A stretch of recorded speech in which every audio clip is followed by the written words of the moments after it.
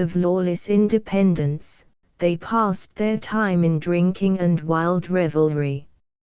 On the 1st of May, they erected a maypole, in Old English fashion, but, not contented with celebrating that day of springtime and flowers with innocent pastimes, they hung the pole with verses of an immoral and impious character, and, inviting the ignorant heathen to share in their festivities, they abandoned themselves to drunkenness and profligacy. The horror and indignation of the severe Puritans of New Plymouth at this outbreak of licentiousness was great indeed. In their eyes almost every amusement was looked upon as a sin, and the most innocent village dance round a maypole was regarded as nearly allied to the heathenish games in honor of the goddess Flora.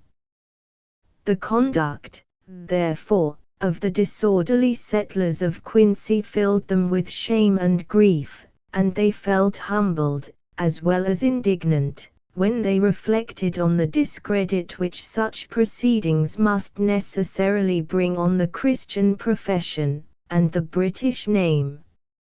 Nor was this all, it was not merely discredit that they had to fear.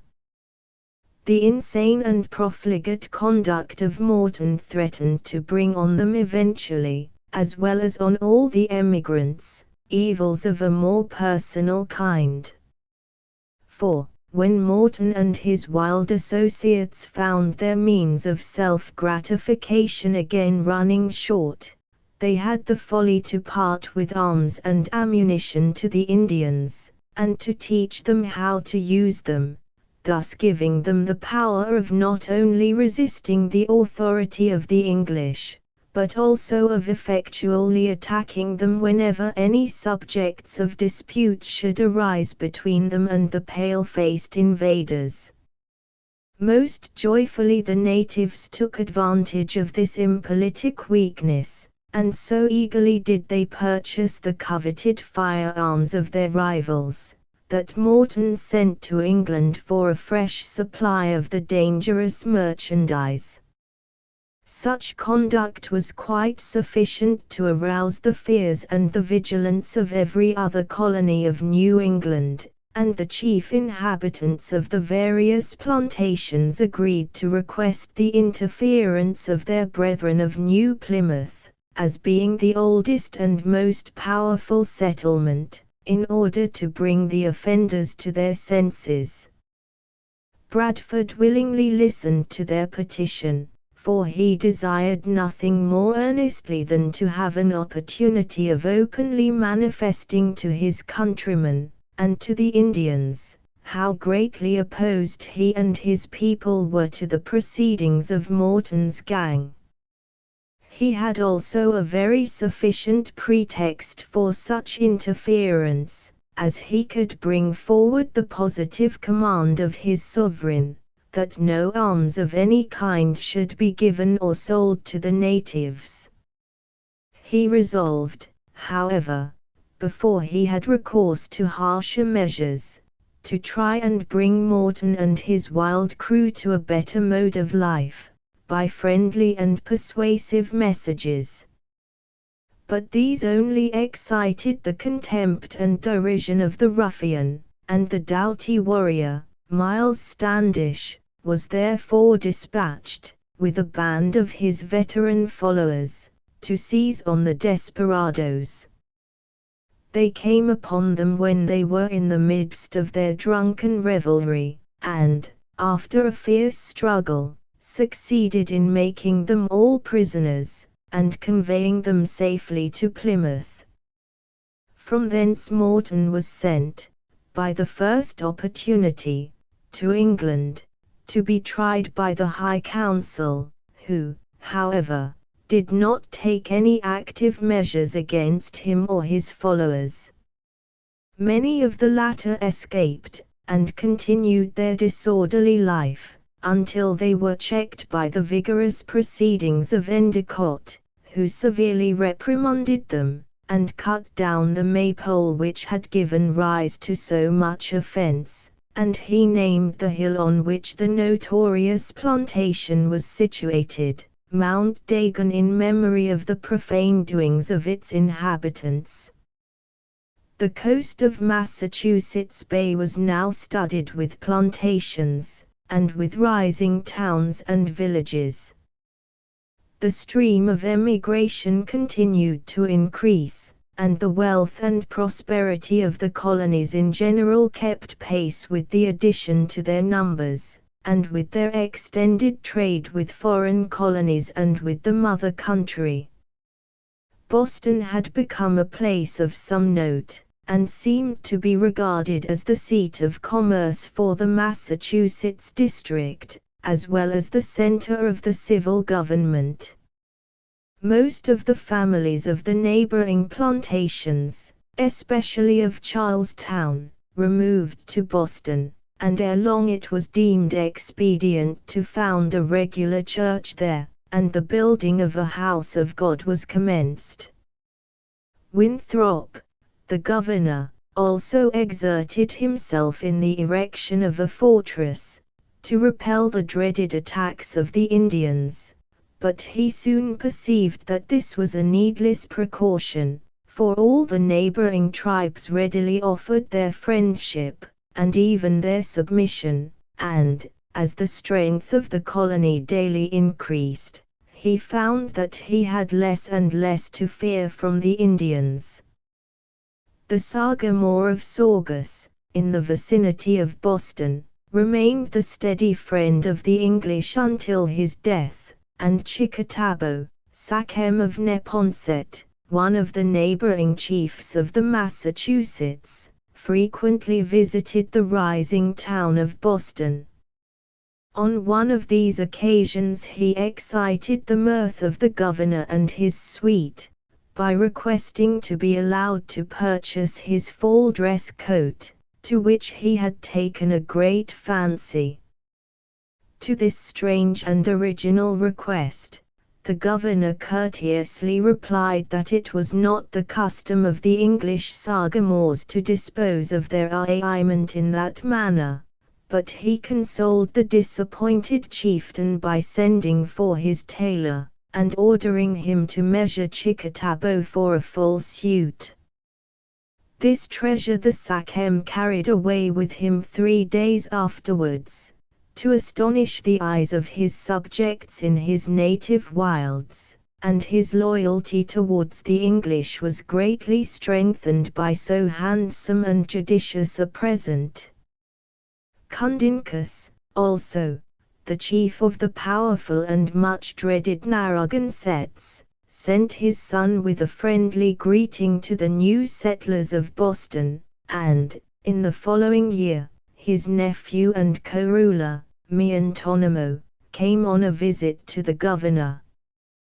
He was for some days an inmate of Winthrop's house, and it is recorded that he not only conducted himself with the greatest decorum, but that he also sat patiently to listen to a sermon of an hour and a half's duration, of which, of course, he scarcely comprehended one word. Governor Winthrop followed the good example that had already been set by both Carver and Bradford at New Plymouth, in regard to all dealings with the natives. He always maintained their rights with the most strict and impartial justice, and if any Englishman committed an injury against the property of an Indian, he compelled him to replace it, in some cases even to twice the value of the article in question. The new settlers had always been on very friendly terms with the elder colony of Plymouth, and visits were frequently exchanged between the governors and others of the inhabitants, which, though performed with much difficulty and even danger, were a source of mutual pleasure to the two bands of British emigrants. If the men of Plymouth regarded with some feeling of jealous anxiety the growing power and greatness of their rival, it was but natural. Nevertheless, no differences of any importance arose between the colonies on the subject of civil superiority. It was on spiritual matters that they sometimes disagreed, and on these points the Plymouthers watched the newcomers with suspicious sensitiveness, and resolved to maintain their dearly purchased based rights to religious freedom, against any pretensions that might be made by the Church of Boston. This latter community was frequently subject to divisions and disputes, on those points of faith and discipline that each party regarded as all-important, but on the carrying out of which they could not agree, and a certain spirit of intolerance had already begun to show itself among them, which, in later times, ripened into actual cruelty and persecution. The first instance of any display of this unchristian spirit with which our narrative is concerned, was the treatment of a young clergyman, named Roger Williams, who came over to New England several years after the emigration of the Pilgrim Fathers, when the renewed oppression of the Puritan ministers, by the English bishops, drove many of their number to seek a refuge in America. In the same year also arrived John Eliot, a man whose name is deservedly remembered and respected in New England, as standing conspicuous for zeal and virtue. So great and so successful were his labors among the native heathen, and so eminent were his piety and his self-denying charity, that he has been well named the Prince of Missionaries and the Great Apostle of the Indians. The arrival of these holy and zealous, though somewhat eccentric, men, and of several others equally resolved to maintain the freedom of their religious views and practices, tended greatly to strengthen and establish the emigrants, and also added considerably to their comfort, as every settlement became provided with regular and authorized ministers of the gospel, and could enjoy all those religious privileges from which they had been so long debarred. But it must also be confessed that it became the source of much dissension and party feeling, and led to that display of bigotry and intolerance that eventually disgraced the Christian profession of the men of Massachusetts. Footnote: the cruel fate of Mary Dyer, the Quaker, who was condemned to death by Governor Endicott, at Boston, is a lamentable instance of the narrow-minded and cruel policy of the rulers of that community. She was banished from the state, but felt a call to return and rebuke the austerity of the men of Boston, and reprove them for their spiritual pride. She was accompanied by two friends, William Robinson and Marmaduke Stevenson, and all three were seized, imprisoned, and, after a summary trial, were sent to the gallows. The two men were executed, but at the moment when Mary Dyer was standing, calm and resigned, with the rope around her neck, expecting to be launched into eternity, a reprieve arrived, and the victim was released. But it was only for a little time. She was again banished, and again returned, as if to seek her fate. A second trial took place, and she was again condemned. Her husband, who knew not of her return to Boston until it was too late, appeared before the magistrates, and pleaded with all the eloquence of affection and anguish. But he wept and prayed in vain. His young and lovely wife was led to the scaffold, where she met her fate with a pious and even cheerful resignation, but her blood has left a dark stain on the history of the Church of Boston, that no time will ever efface. This dreadful event occurred about 40 years after that period of which we are now treating. Roger Williams was a man comparatively unknown in his own country, but he was destined to exercise considerable influence in the land of his adoption, by his peculiar views of religious freedom which went far beyond those of the generality of his fellow Puritans. He desired to extend to others that liberty of conscience which he claimed as his own privilege, and for the attainment of which he had become a wanderer and an exile.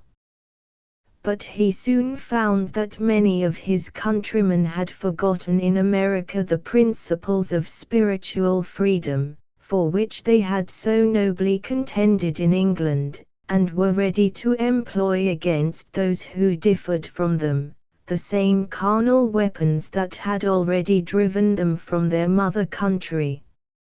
His sufferings were indeed light, in comparison of those which were afterwards inflicted on the miserable Quakers by the government of Massachusetts, but still they were hard for flesh and blood to bear, and galling to a free spirit to receive from those who boasted of their own love of freedom.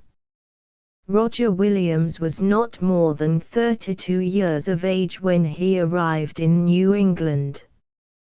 He had boldly separated himself from all communion with the high church of his native country, and, before he would attach himself to the Church of Boston, he demanded from its members a similar declaration of independence.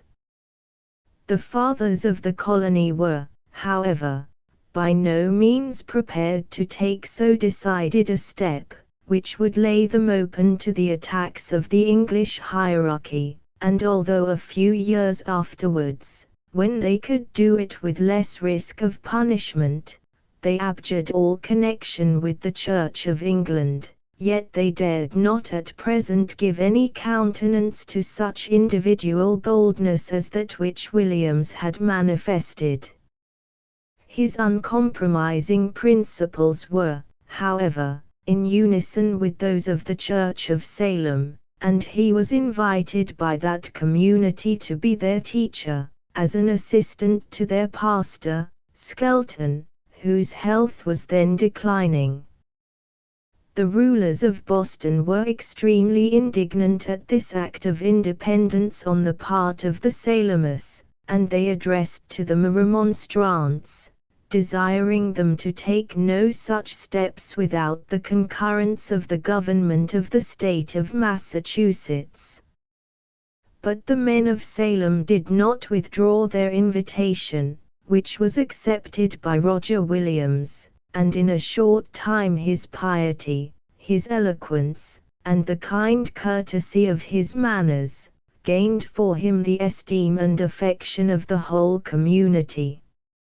He was not, however, permitted to remain in peace in his new home. The suspicion and ill will of the Boston government followed him to Salem, and so greatly embittered his life, and interrupted his labors, that he found it expedient to withdraw to Plymouth, where he found employment as assistant to the regular pastor, Ralph Smith. His preaching caused great excitement in New Plymouth, from the fervor of his eloquence, and the freedom of his opinions, which aroused the sympathy of many of the Pilgrim Fathers. Governor Bradford was much interested by the young and enthusiastic minister, and he described him in his journal as a man full of the fear of God, and of zeal, but very unsettled in judgment. Certainly, his opinions were peculiar, and his spirit bold and defying, to a degree that rather shocked and astonished the sober, severe, and exclusive men of Plymouth, but his sincere piety caused him to be respected, even by those who shrank from going such lengths as he did, and his engaging manners won the affection of all who were admitted to his intimacy. One cause of the anger of the rulers of Boston against this energetic young man was an essay which he wrote and addressed to the governor of Plymouth, in which he stated his conviction that the King of England had no right whatever to give away these lands on which they had settled, but that they belonged exclusively to the natives, and must be bought in by auction from them. No one who entertains a sense of justice will now be disposed to object to this opinion, but it gave great offense to the government of Boston, and he was summoned before the General Court, to answer to Governor Winthrop for having promulgated such notions. He did not, however, attempt to defend them, but good-humoredly declared that they were privately addressed to Bradford, who, with 10 chief men of Plymouth, agreed with him in all the material points of his essay, and he offended to burn it if it had given offense at Boston. The subject was then dropped, and Williams returned to Plymouth, where he continued to reside for a considerable time. During that period, he not only gained many friends among the inhabitants, but he also, by a constant intercourse with the Wampanoags and other neighboring tribes, obtained a considerable knowledge of their language and manners, and secured their veneration and love. This, as we shall have occasion to observe, proved afterwards of the greatest advantage to him. But his own restless spirit was not satisfied with quietly discharging the duties of his office, and enjoying the society of his own countrymen and their Indian allies. Again he drew upon himself the wrath of the Boston Church, by openly stating his conviction that no civil government had a right to punish any individual for a breach of the Sabbath, or for any offense against either of the 4 commandments, or the first table. He maintained that these points should be left to the conscience alone, or, in the case of those who had agreed to a church covenant, to the authorities of the church. The civil magistrates he considered as only empowered to punish such violations of the law as interfered with the public peace. This unheard of heresy against the principles by which the Bostonists were governed, was received with amazement and indignation, and, although they could not take any immediate measures to testify their displeasure, and to punish the offender, yet he thenceforth became the object of hatred and suspicion to the rulers, and they only waited for a fitting opportunity of openly manifesting it. Williams was aware of the feeling entertained towards him by the government of Massachusetts, but he was not thereby deterred from expressing his opinions in New Plymouth. And so great was his attachment to the people of Salem, who had first afforded him a home, that he would again have ventured thither, had he not been detained by his new friends. They were both numerous and sincere, and, among them, none were more attached to him than the Maitland family, who agreed with him in most of his religious and political opinions, and valued his society on account of his unaffected piety, and the various powers and accomplishments of his mind. Possibly, it was the attraction that Roger Williams found in this family that caused him so long to turn a deaf ear to the repeated solicitations of his old friends at Salem, that he would again take up his abode among them. Certainly, it was not fear of the rulers of Boston that kept his undaunted spirit in a district over which they had no authority, neither was it altogether the harmony that subsisted between his views and those of the hospitable Plymouthers. On many points they agreed, but not on all, and those who differed from him feared that his continued residence among them might excite a party spirit, and mar that peace which had hitherto reigned in their community. Still Roger Williams did continue to dwell at New Plymouth, and still his visits to the house of Maitland became more and more frequent. Footnote: a few liberties are taken with the private life of this interesting character, in order to connect him more closely with the events of the narrative. But all the incidents which can be regarded as important are strictly historical, although the date and order of them may be slightly altered. Chapter 19. My child, thou leavest me, I shall hear the gentle voice no more that blessed mine ear with its first utterance. I shall miss the sound of thy light step, amidst the flowers around, and thy soft breathing hymn at twilight's close, and thy good night, at parting for repose. Yet blessings with thee go. Love guard thee, gentlest, and the exile's woe from thy young heart be far. Hemans. At the period when Roger Williams was induced to seek a home among the Pilgrim Fathers of New Plymouth, Edith Maitland had attained to womanhood. She was not beautiful, strictly speaking, but she was possessed of that something than beauty dearer, that nameless and indescribable charm that is sometimes seen to surround a person whose form and features would not satisfy the critical eye of an artist. It was Edith's character which looked out from her clear hazel eye, and won the interest and the affection of all who knew her.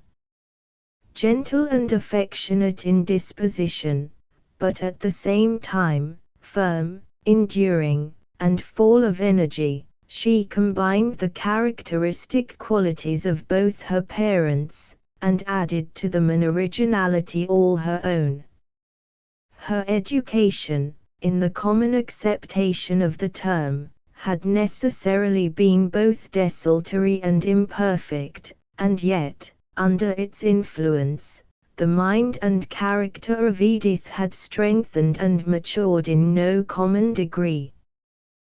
The very circumstances by which she was surrounded had educated her, and sorrow, deep, abiding sorrow, for the loss of both her much-loved brothers, had taught her to look on life in a different point of view, and with different expectations from those with which it is usually regarded by the young. Her mother had watched her opening mind and disposition with much care and anxiety, but she had not sought to check its interesting peculiarity, or to control the wild exuberance of thought and feeling that were occasionally manifested by her intelligent and engaging child.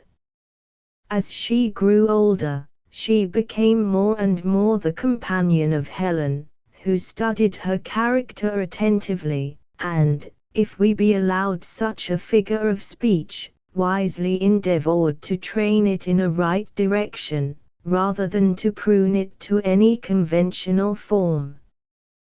Thus a perfect confidence was established, and ever subsisted between the mother and daughter, and the natural thoughtfulness of spirit, and energy of purpose, that belonged to Edith, were unchecked, and she was allowed to possess an individuality of character that is, unhappily, too often repressed and destroyed in these present days of high civilization and uniformity of education.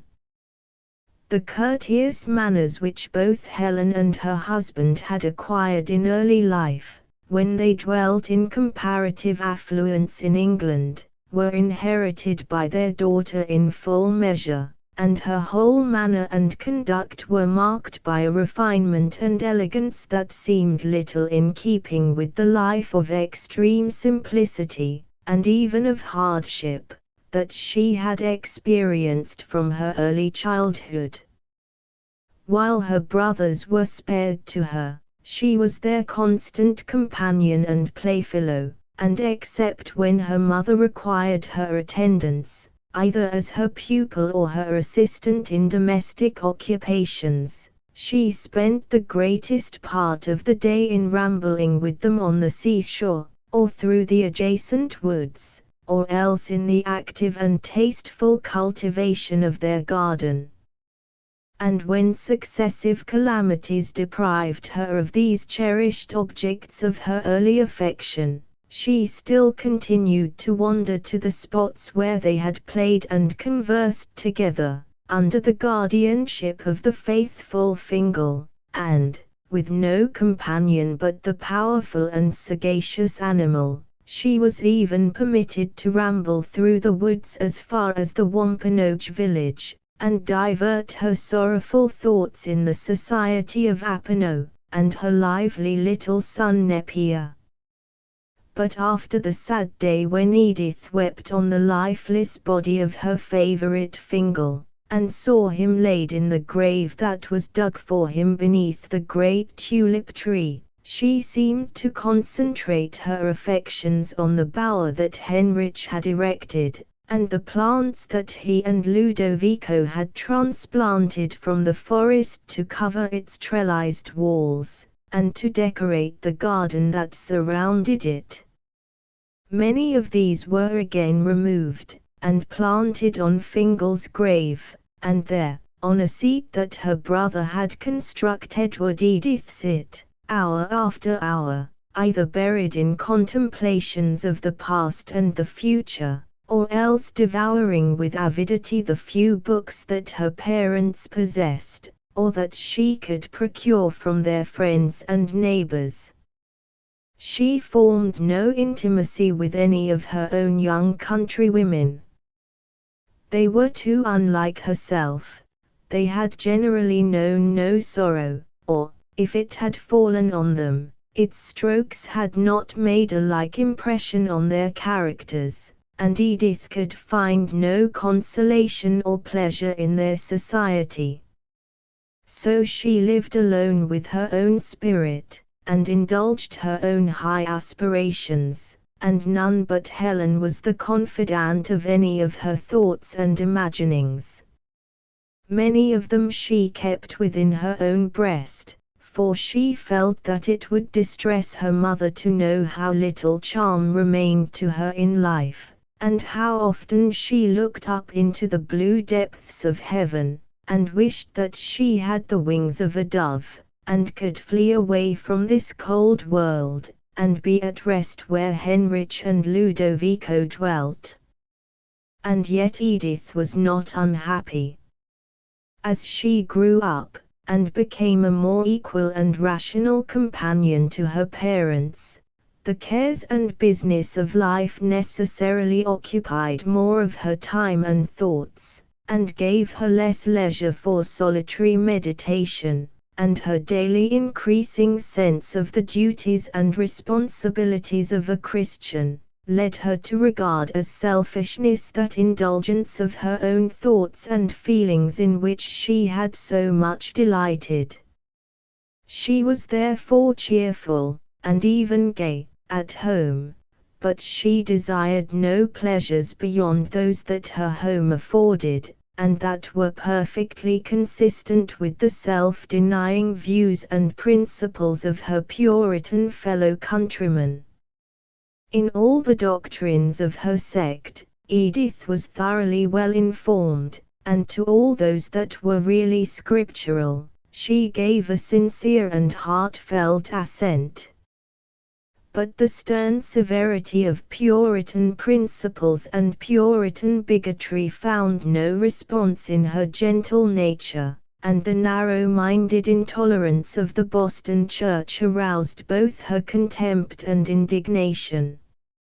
She was, therefore, quite prepared to regard with interest and favor the free-minded young minister who had made himself obnoxious to their laws and customs, and had sought a refuge among the more liberal and kindly Pilgrims of New Plymouth.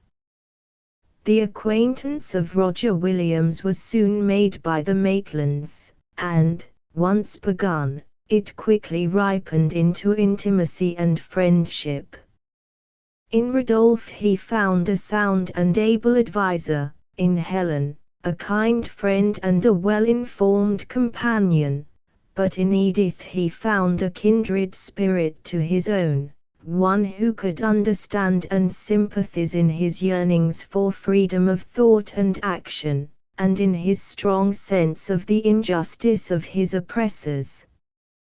In all their tastes and pursuits they were, likewise, as well agreed as in their religious and social opinions. Edith's passionate love of natural beauty was fully shared by the young refugee, and many an hour passed swiftly away while he instructed his quick and willing scholar in the mysteries of sketching, in which pleasant art he was himself a proficient. Edith loved music also, and frequently accompanied her own rich voice with the simple notes of the mandolin, while she sang the old songs of her fatherland. Hitherto, her mother had been her only instructor in this most refined and refining of all human pleasures, but now she found an able and very ready teacher in Roger Williams, and it was a matter of astonishment to her father when he observed the rapid progress she made both in the science and the practice of music, from the time the interesting stranger undertook to give her lessons. His deep, manly voice harmonized perfectly with her sweet tones, and they often brought tears to the eyes of Helen, and called forth a sigh from the breast of Rodolphe, as they sang together some ancient English ballad, or united their voices in the chants and anthems that were dear to the hearts of the exiles, and recalled days of youth and happiness long passed away, and never to return. Edith's bower was the usual scene of these domestic concerts, and there the long, sweet summer evenings glided away in happiness, that the queen of that bower, as Henrich had named her, had never known since the last evening that she spent there with her brother. She began to wonder why she had hitherto associated none but melancholy ideas with the lovely spot, and to find that it was possible to feel even gay and light-hearted while surrounded by Henrich's flowers, and looking on Fingal's grave. How strange it seemed, and yet, how pleasant. A new existence seemed opening before Edith's soul, and life no longer appeared a dreary pilgrimage, which duty alone could render interesting. The powers of her mind also received a fresh impulse from the society of the cultivated Englishman, and was drawn out in a manner as agreeable as it was new. Roger had brought from his native land a collection of books, which, though small in number, seemed to Edith a perfect library, and all were offered for her perusal.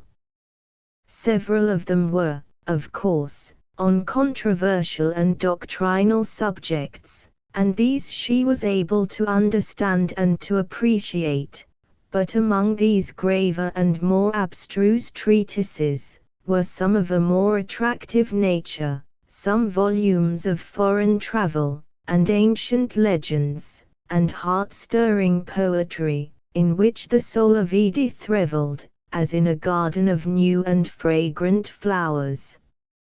It was a fresh, and a very rich enjoyment to one who had known so few literary pleasures, to pore over these volumes, and find her own vivid thoughts and wild imaginings set before her in all the captivating colors of poetry and fiction, or to follow the wanderings of travelers through the civilized and enlightened countries of the old continent, and learn from books those manners and customs of refined life, which, in all human probability, it would never be her lot to witness. But this enjoyment was more than doubled when Roger took the book, and, as he often did, read to her and her mother while they sat at their work in Edith's bower in the heat of the day, and if the younger listener did occasionally pause in her occupation, and forget to ply her needle while she looked up at the fine expressive countenance of the reader, she may be pardoned, for the voice and the expression were in such perfect unison, that the one added greatly to the effect of the other. Perhaps these days of peaceful intercourse, and growing, but unacknowledged, affection, were among the happiest of Edith's checkered life. Certain it is that, in after days of trial and difficulty, she looked back upon them as on some green and sunny spot in the varied field of memory. But they could not last forever. Days and weeks passed by, and Edith was too happy in the present to occupy herself much about the future. But her parents thought of it for her, and Roger thought of it for her, and for himself.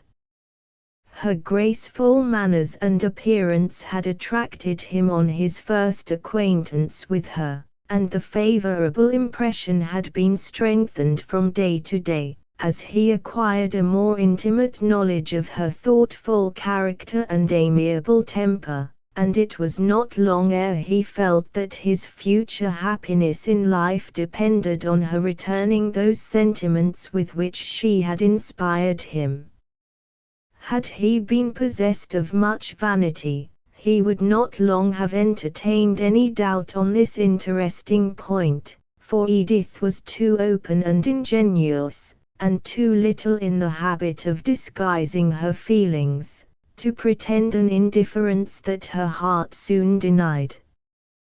But the very admiration and respect with which she inspired Roger prevented him from laying the flattering unction to his soul, and caused him, for some time, to suppose that the very evident pleasure she felt in his society arose from the solitary life she had hitherto led, and the natural enjoyment of an intelligent mind in conversing with one who could enter into her feelings and tastes, and impart some fresh ideas to give food to her thoughts and imagination.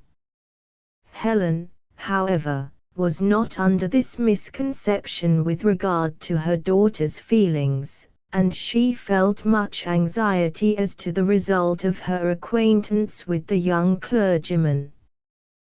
The remarkable transparency of Edith's character rendered it easy for a parent's eye to discover the deep impression that Roger's fascinating manners, and rare accomplishments, had made both on her fancy and her heart, and it was equally easy to perceive that his affections were entirely gained, and that he was not a man to draw back in this, or any other pursuit in which his feelings were deeply engaged.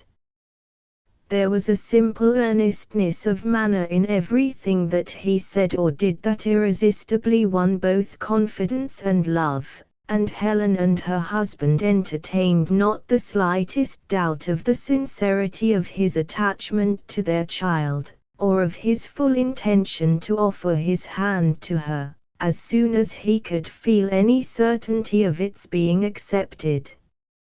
Neither did they doubt his power to make her happy, for it was evident that their tastes and dispositions were admirably suited, and their characters marked to a great degree by the same peculiarities. But it was these very peculiarities in which they so well agreed, and which each would probably strengthen and confirm in the other, that gave rise to the anxious thoughts that dwelt in Helen's mind, and which she communicated to Rudolph.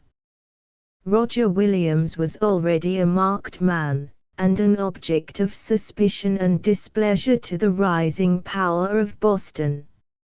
Already he had been compelled to retire before the persecuting spirit of the Boston Church, and to seek shelter in the rival and more charitable colony, where his peculiar opinions were tolerated, even if they were not approved. But the Maitlands knew that his position at New Plymouth did not satisfy the yearnings of his earnest and aspiring soul, and that he felt a strong desire to return to Salem, and minister among those who had been his first friends, and his first congregation. His reason for so delaying this measure was very evident, and Edith's parents justly feared that, as soon as the object which now engrossed his whole mind was attained, and he had won their daughter's heart and band,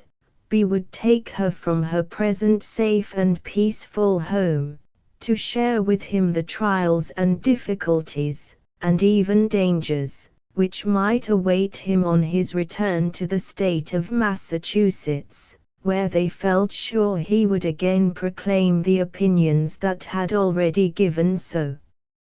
much offense.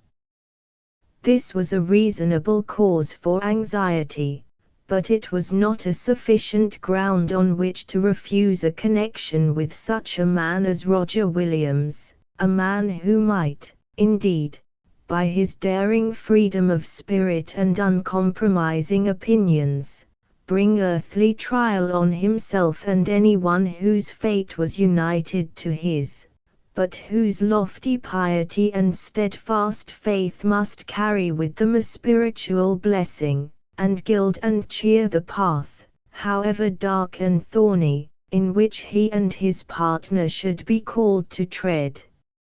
It was, therefore, with mingled feelings of pain and pleasure that Helen heard from Edith that Roger had, at length, taken courage to declare to her his own feelings, and to ask whether she could return them. Her glowing cheek and glistening eye, as she revealed the interesting fact, would have left her mother in no doubt as to the answer she had returned, even if she had not already guessed her sentiments, and she and Rodolphe could but give their consent to her wishes, and ask a blessing on her choice. The joy and gratitude of Roger knew no bounds. Now he felt that life lay all bright and clear before him, and that no outward trials could have power to cloud his path, so long as Edith walked by his side, to divide his sorrows and double his joys. He employed all his eloquence to persuade Rodolphe and Helen to consent to his speedy marriage, for, now that his object in lingering at Plymouth was attained, all his love for his flock at Salem, and his desire once more to dwell among them, returned with added force.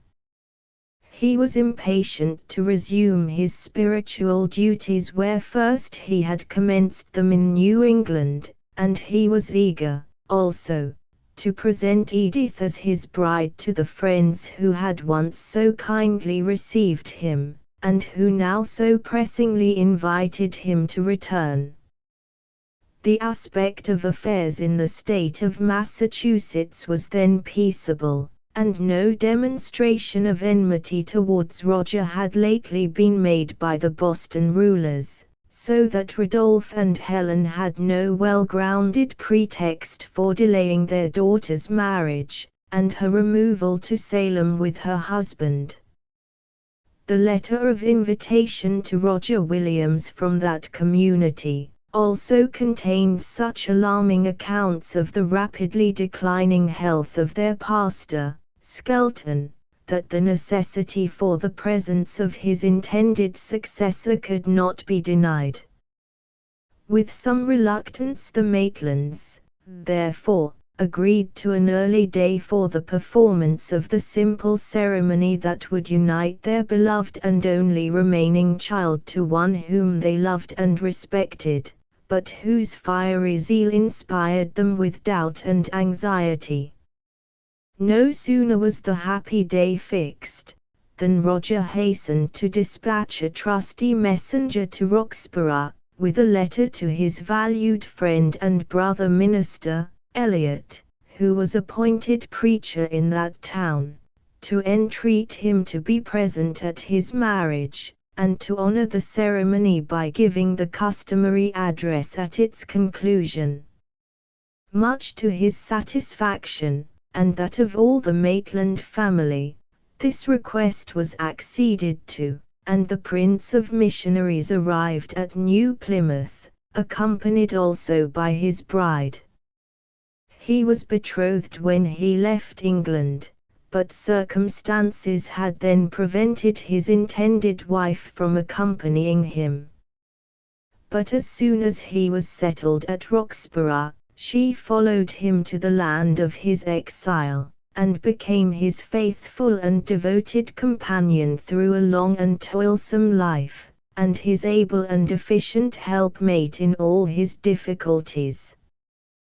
The chief object of this excellent man, in leaving his own country, was not so much to escape the persecution that then awaited the ministers of his sect, as to attempt the conversion of the native heathen.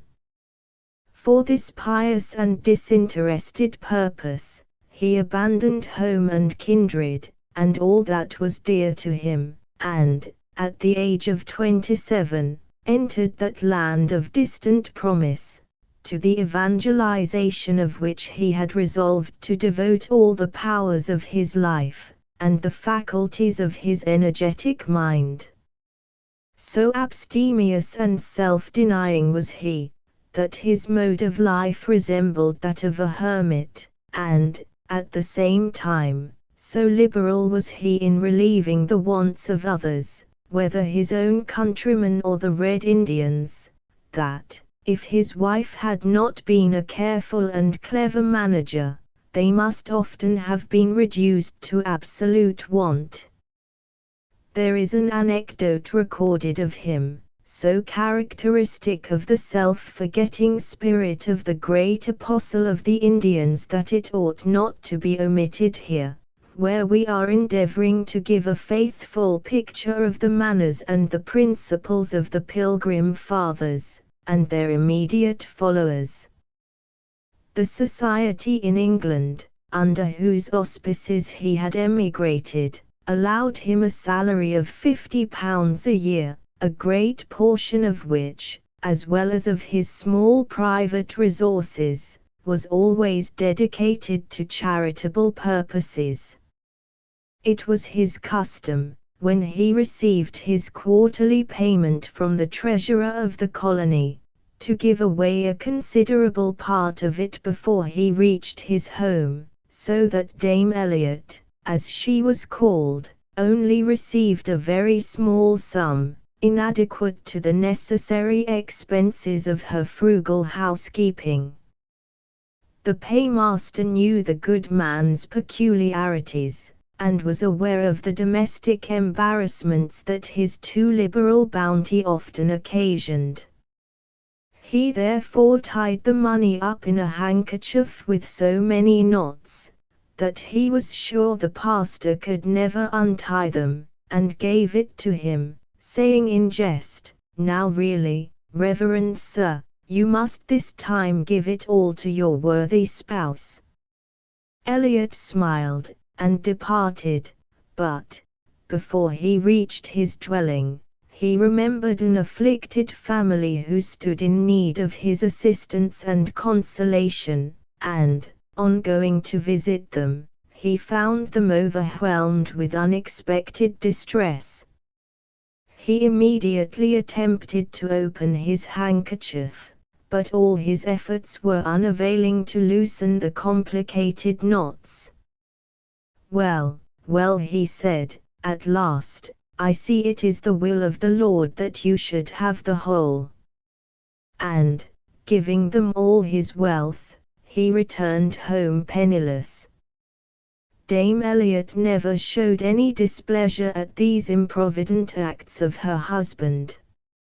She admired and respected his pious motives, and his beautiful spirit of self-denial, and she only strove the more to limit her expenses, and to make their home cheerful and comfortable with the scanty means she possessed, while she willingly conformed to the life of extreme simplicity which he felt it right to adopt. More than one dish was never allowed to appear on his table, and water was his only beverage. If wine was offered him at the house of a friend, he courteously declined, but never blamed in others the indulgence which he denied to himself. He used to say, "Wine is a precious, noble thing, and we should thank the Lord for it, but to suit me aright, water should rather be there." Such were the Christian pair who came to attend the wedding of Edith and Roger, and to offer their congratulations on the event, and their prayers that it might tend to the present and the eternal happiness of their valued friend and his interesting bride. It could not be otherwise than that Dame Elliot and Edith should form a speedy and a lasting friendship.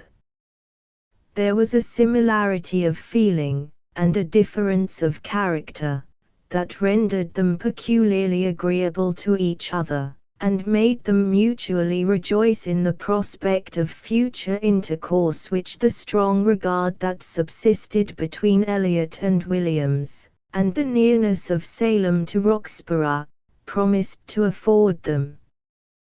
The young matron was of a much more calm and subdued temperament than her new friend. Her early life and education had been very different from Edith's, and the man on whom she had fixed her affections, and the mode of life to which her marriage had conducted her, had alike tended to promote a quiet composure, and steady regulation of mind, rather than to arouse the enthusiastic feelings and the lively fancies that distinguished Edith's character, and which had proved so irresistible a charm to the fervid soul of Williams. But each of the young women was well adapted to the lot which Providence had assigned them, and each proved a blessing, and a support through life, to their respective partners. But little preparation was required for the Puritan nuptials that were now about to be celebrated, and little gaiety or display was manifested on the occasion. According to the custom of the sect, the marriage ceremony was performed by Bradford, as the chief civil magistrate, and the personal friend of the family. At that period, marriage was regarded as a mere civil act, and either the magistrate of the place, or a commissary appointed for the purpose, was alone required by law to officiate.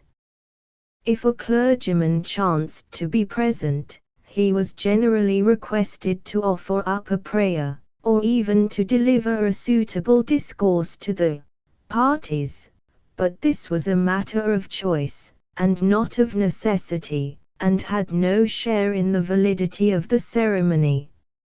Even the wedding ring had already begun to be regarded by the Plymouthers as a relic of popish corruption and superstition, and was, in many cases, dispensed with, and some time afterwards formally forbidden.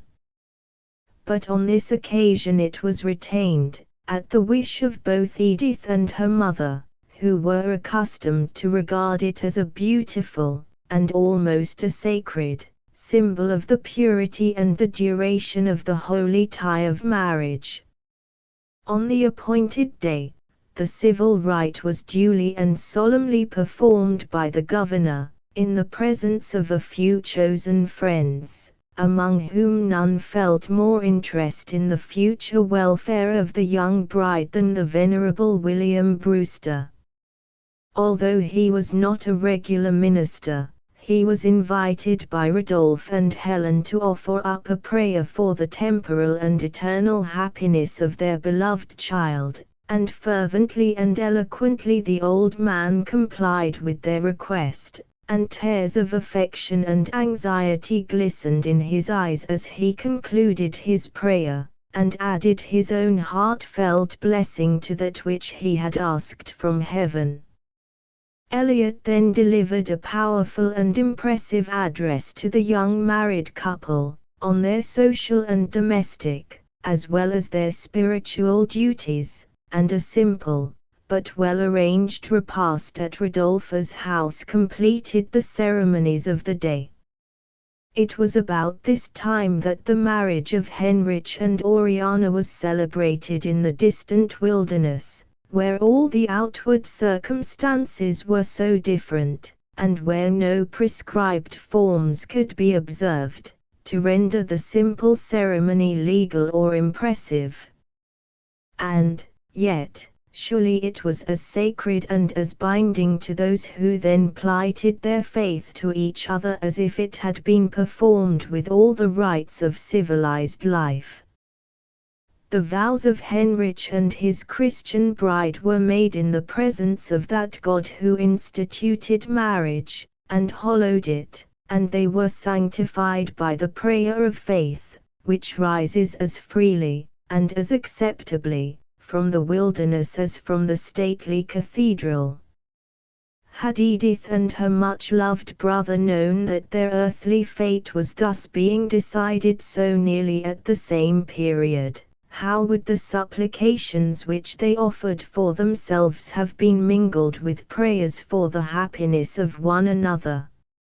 A brief sojourn in her much-loved home was allowed to Edith after her marriage, and then she gladly, but tearfully, left her parents, to share the fortunes of him who would be more to her than father, or mother, or brother, or sister, could be.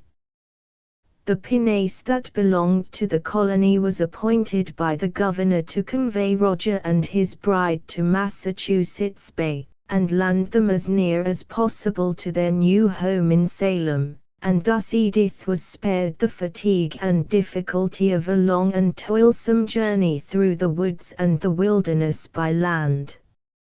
She was kindly and joyfully welcomed by her husband's friends and admirers, who were already disposed to regard her with favor, and who soon learned both to love and respect her for her own many amiable and estimable qualities. Chapter XX. She was a woman of a steadfast mind, tender and deep in her excess of love. The life of peace and tranquility which Roger and his young bride enjoyed in their new home, was not long permitted to be their happy lot.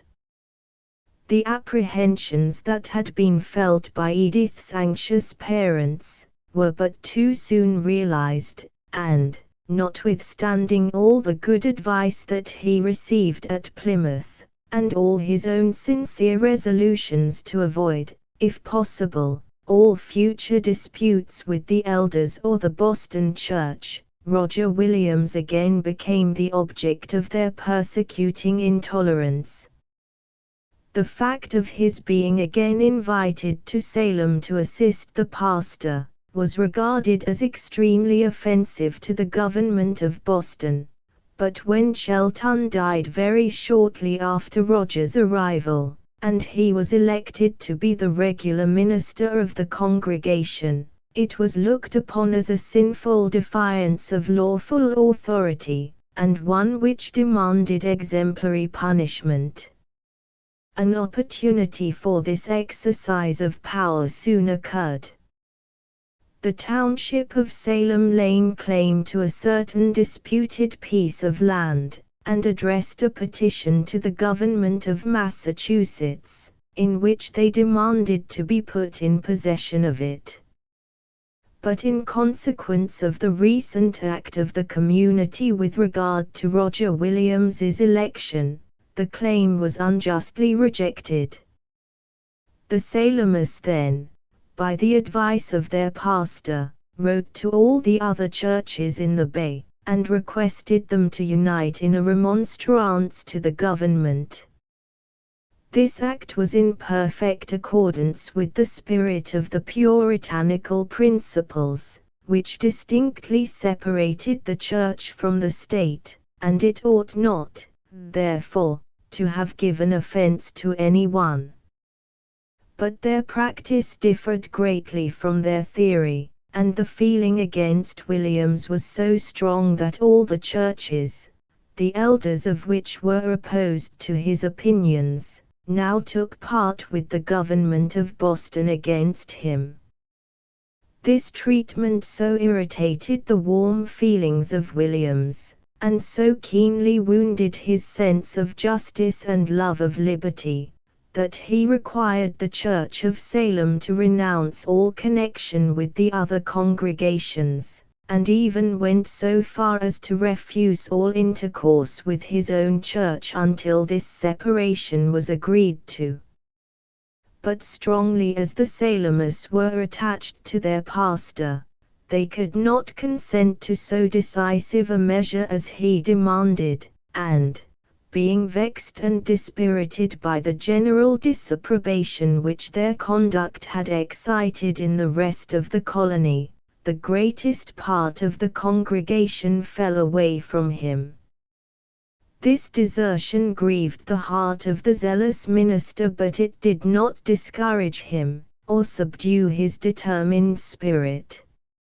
He began to hold spiritual meetings at his own house, which were attended by those members of the church who fully concurred in his views, and who considered that he had been treated with injustice.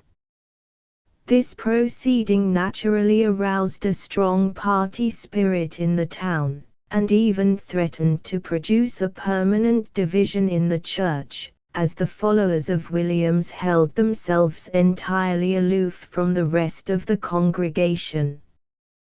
Deeply did Edith lament this unhappy state of affairs. Her devotion to her noble-minded husband, and the natural tendency of her own mind, led her to sympathize entirely in his opinions and feelings, and her strong sense of right and wrong caused her to condemn the injustice of the government, and the weak, truckling spirit of the sister churches. But her judgment was more calm and dispassionate than that of Roger, and her temper far less excitable. She therefore saw the impropriety, as well as the danger, of causing a schism in the church, and she used all her powerful influence to induce her husband to give up these irregular assemblies, and, without compromising his own opinions, to endeavor to ward off the enmity of the men of Boston. She earnestly besought him again to leave the congregation of Salem, the greater portion of which had already deserted him and his cause, and to return to Plymouth, where a safe and a happy home might yet be afforded to them, and where no persecution for conscience sake need be feared. But all her arguments and her persuasions were alike ineffectual. On this one point she found her Roger firm and inflexible, for on this point he felt that his honor and his conscience were both concerned, and, even for Edith's sake, he could not act contrary to their dictates. He knew that danger hung over his head, and, though he would not shrink from it himself, he besought her to seek a temporary refuge with her parents, and remain at Plymouth until the threatened storm had blown over. But it was now Edith's turn to show herself firm and decided, and so clearly did Roger perceive that separation would be to her a far greater trial than any other that could befall her in his company, that he forbore to urge a measure that it wrung his own heart to propose. At length the boding storm began to break over his head. For all his supposed offenses he was again summoned before the General Assembly at Boston, and, in fear and anxiety, Edith saw him depart. She knew full well that he would never renounce, or even soften down, his opinions, through any fear of man, and she did not, for a moment, desire that he should thus lower himself in her estimation and his own. But she also knew the bitterness of the enmity felt towards him by the authorities at Boston, and she could not repress her apprehensions of its consequences. As she anticipated, Roger refused to acknowledge himself guilty of an offense against the Church or State, nor would he even yield one point of his religious or political opinions, during a long disputation with the celebrated Pastor Hooker. He was, therefore, declared contumacious by the government, and, with the assent of all the assembled clergy, except his friend Eliot, he was banished from the territory of Massachusetts. 6 weeks were allowed him by the General Assembly to make his preparations, and remove beyond the boundary of their dominions. But as this term would have brought the time of his banishment to the winter season, when such a journey would have been impracticable, he was afterwards permitted to remain at Salem until the spring. With great apparent unconcern he returned to his home, where his fond and admiring wife welcomed him with joy, and strengthened his spirit by the cheerful manner in which she received the news of their sentence of banishment. She had felt an undefined dread of something much more hard to bear, of something which might possibly separate her husband from her, but banishment with him was only a change of home, and, let their lot be cast where it might, she could be happy. Indeed, she entertained a hope that Roger would consent to remove to Plymouth, and take up his abode there, which would have given her extreme satisfaction. But she soon found that this hope could not be accomplished, for her enthusiastic husband had formed a design of founding a church of his own, and of being entirely independent of all government in spiritual matters. In order to carry out this purpose, he daringly continued to hold the obnoxious assemblies in his own house, and to instill his opinions into the minds of the many young and zealous friends who gathered around him. These meetings were even more numerously attended after his return from Boston than they were before he was summoned to the bar of the General Assembly, for persecution and injustice naturally recoil on the perpetrators of it, and the victim of such harsh measures is sure to gain friends and supporters among the warm-hearted and the generous. A report of these proceedings was carried to Boston, and also a rumor of Williams's supposed plan for founding an independent church and settlement in Narragansett Bay. It was even declared that some of his friends had already gone off to the south, and were seeking a fitting spot on which to commence building. This information roused the fears, as well as the wrath, of the government. The eloquence and abilities of Williams were well known to the rulers, and they dreaded the influence that he would inevitably exercise over the neighboring churches, if he established himself and his followers in a district so contiguous to their own. They, therefore, resolved to employ still more harsh and stringent measures than had yet been attempted, in order to put a stop to his disorderly proceedings, and prevent the further dissemination of his opinions. He was, accordingly, once more summoned to the chief town, and, had he obeyed the summons, he was to have been forcibly conveyed on board a vessel then in the harbour, and sent off to England as a rebel and schismatic, unworthy to dwell in the new settlement. When the summons arrived at Salem, Roger was ill, having caught a fever from some members of his flock on whom he had been attending, and he therefore replied, with truth, that it would endanger his life to attempt the journey to Boston. His serious indisposition had occasioned to Edith much anxiety and alarm, but now she was made to feel how often those events which we regard as misfortunes are really blessings in disguise, and how frequently our merciful and all-seeing Father renders them the means of our preservation from far greater evils. It would be well if the conviction of this blessed truth were constantly present to our minds. How many anxious cares would it disperse or soothe, and how many thanksgivings would it call forth! Edith felt its truth, and its consolation, as she sat by the side of her husband's couch, and wrote, from his dictation, the reply that saved him from immediate compliance with the dreaded summons. Nothing would have induced Roger to plead illness as an excuse for disobedience unless it had actually existed, and his fearless spirit would probably have led him into the snare that was laid for him.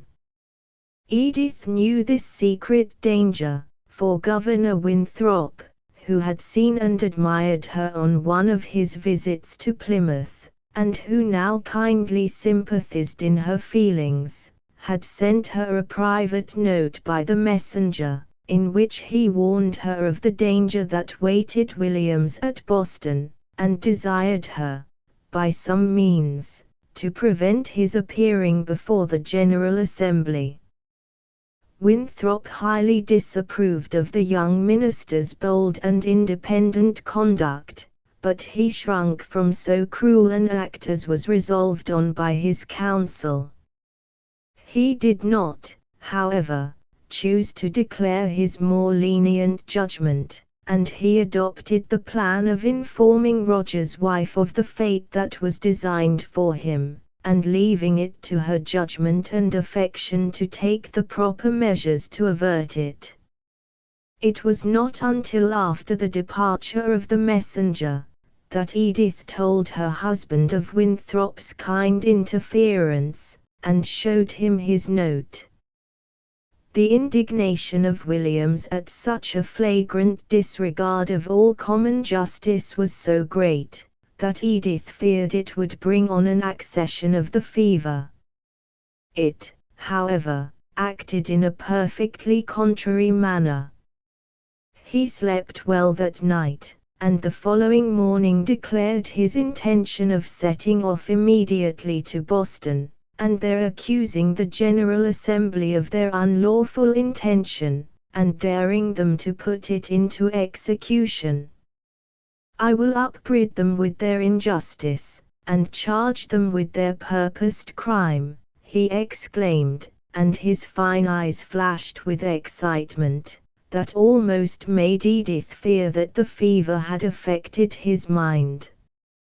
I will appeal to God and man against their lawless cruelty, he continued, and rouse the whole colony to defend my right to liberty of thought and action. Oh, Roger, cried his wife, and she caught his burning hand, and pressed it to her throbbing heart, cease such wild and desperate words. Would you drive me to distraction, by thus throwing yourself into the power of your bitter and relentless enemies? Who in Boston would stand up to defend your cause? Who could deliver you from the evil intentions of these cruel men? It is true that the governor has shown himself your friend, I should rather say, my friend, by giving me this secret information, but he would not openly espouse your cause, or resist the will of the assembly. Why, then, should you spurn from you the means of safety that have been so mercifully afforded, and tempt Providence to leave you to your fate? Edith, he replied, and the bright flush faded from his cheek, and the fire in his eye died away, and he sank again upon his couch. Edith, you have subdued my spirit, or perhaps, he added, smiling up in her face, weakness has subdued it. I feel that I have no strength to accomplish what I desire, and to show my persecutors that liberty of thought and feeling is my birthright, and that I will never relinquish the privilege. I must, therefore, submit to the will of one who is wiser and mightier than I am, and believe me, my Edith, he continued, as he saw the tears falling from her gentle eyes, believe me, I do too with perfect contentment now. The passion, the sinful passion, that stirred me so mightily just now, is gone, and I feel the goodness of my God in holding me back from the rash act I contemplated, and from rushing upon dangers that I might indeed defy, but could not hope to conquer. I will be calm, my love, and you shall devise some means for my escape.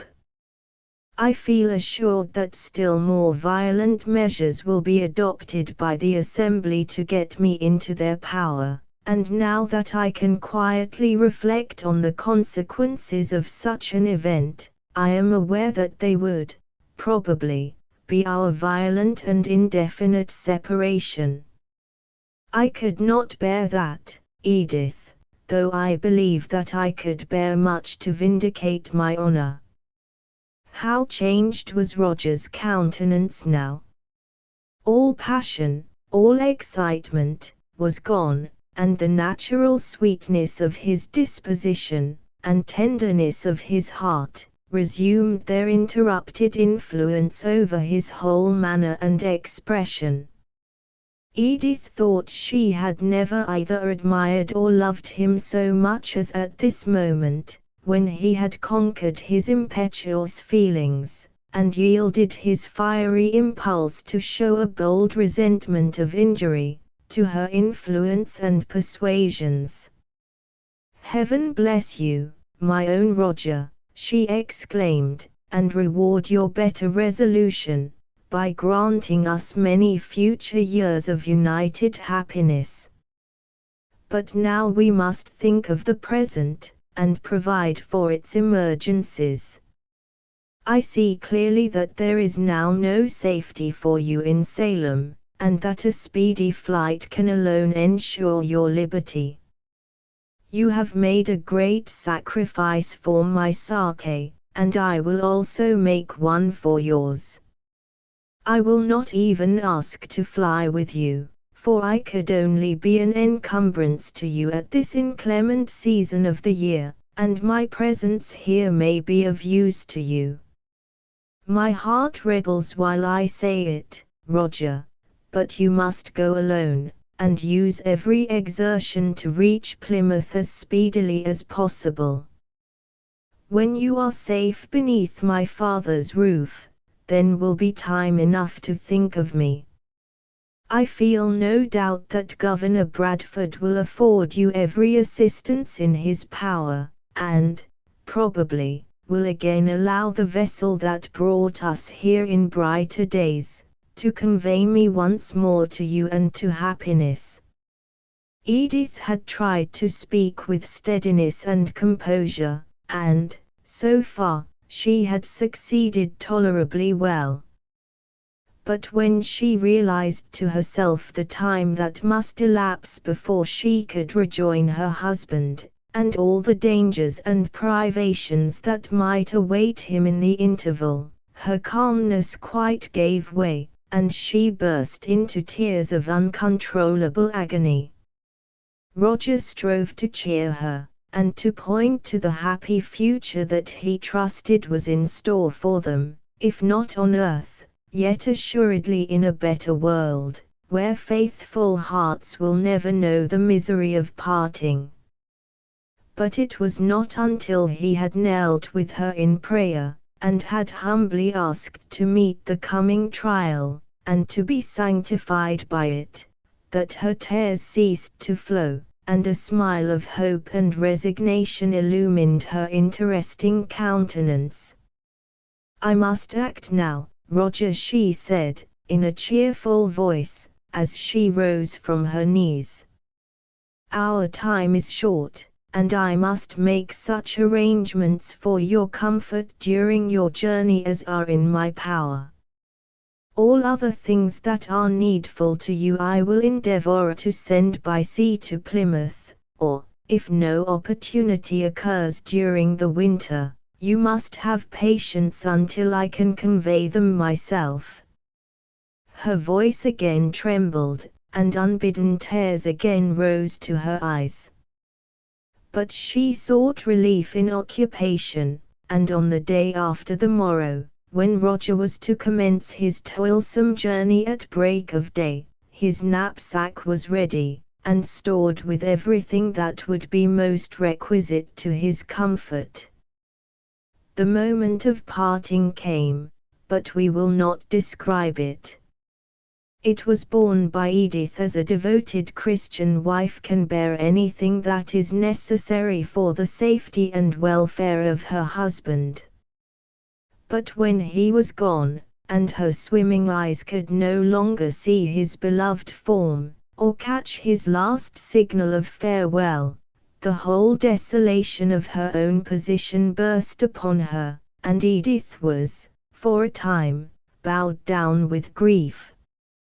She felt herself alone in the world, and she shrank from seeking comfort or sympathy from any human being who was then near her. But friends whom she could not then expect to see were near, and the wounded heart found a balm and a consolation beyond its hopes. The very evening after Roger's departure, Edith's spirit was cheered by the arrival of Elliot and his wife at her now dreary home. Oh, how she welcomed them! And how deeply they sympathized in her distress and anxiety. They had heard of the last summons that had been sent from the General Assembly, and had hastened to Salem, in spite of the severity of the weather, to offer any assistance or counsel that might be needed by either Roger or Edith. They rejoiced, with much thankfulness, when they heard of his having escaped the cruel vengeance of his adversaries, but their minds were filled with fear and anxiety, when they reflected on the many perils that he might encounter on his long journey, and the sufferings from cold, and hunger, and fatigue, that he must endure in his present debilitated state of health. They did not, however, add to Edith's anxiety by telling of their own, but exerted themselves to cheer and rouse her, and lead her to place a perfect trust in the overruling care of Him, without whose permission not even a sparrow can fall to the ground.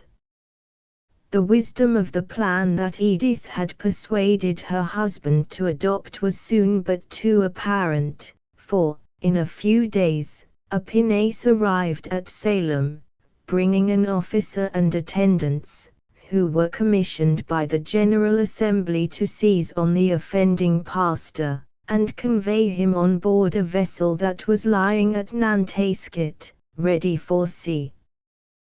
But this cruel and arbitrary intention was happily frustrated. The officer came to the dwelling of Williams, and had the mortification of finding that he had been gone 3 days, nor could all his threats or persuasions obtain from any of the inmates the least information concerning his flight. He also sought out, and strictly interrogated, several of the inhabitants of Salem, who were known to be the partisans of this persecuted friend of liberty. But, although they were well acquainted with his sudden departure and his destination, and some of the younger men were even preparing to follow him, not one of them betrayed their respected leader. The officer therefore returned to Boston, to report the ill success of his errand, which excited much wrath and vexation in the members of the Assembly, but afforded secret satisfaction to the amiable Governor Winthrop, who had unwillingly submitted to the decision of a large majority of the government, and who had kindly exerted himself to rescue from a cruel and unjust fate the man whose only fault consisted in a determination to think for himself. Meanwhile, the fugitive was pursuing his slow and difficult way through the woods and wilds to the south of Salem. But whither should he direct his steps? Every road out of the district must lead him through the territory of his foes and persecutors, and he dared not show in any of the hamlets or villages, where his person and reputation were well known, lest he should be seized and given up to the magistrates of Boston. He, therefore, traveled chiefly by night, guided by the moon and stars, and lay concealed in some damp covert, or rocky ravine, during the day. The small stock of provisions that Edith had placed in his knapsack was soon expended, and for some days he subsisted on the nuts and berries that still remained on the trees. At length he felt himself safe from immediate pursuit, and changed his course suddenly to the east. He emerged from the shelter of the woods, and, hurrying across the open plain that skirted the bay, he found himself at the spot which he desired to reach. This was a little cove on the shore, surrounded on the land side by rocks, and only capable of receiving a small boat into its tranquil harbor. As Roger approached the water's edge, and stepped round the last point of rock that concealed the inlet, he made a signal, which, to his great joy, was instantly replied to from within.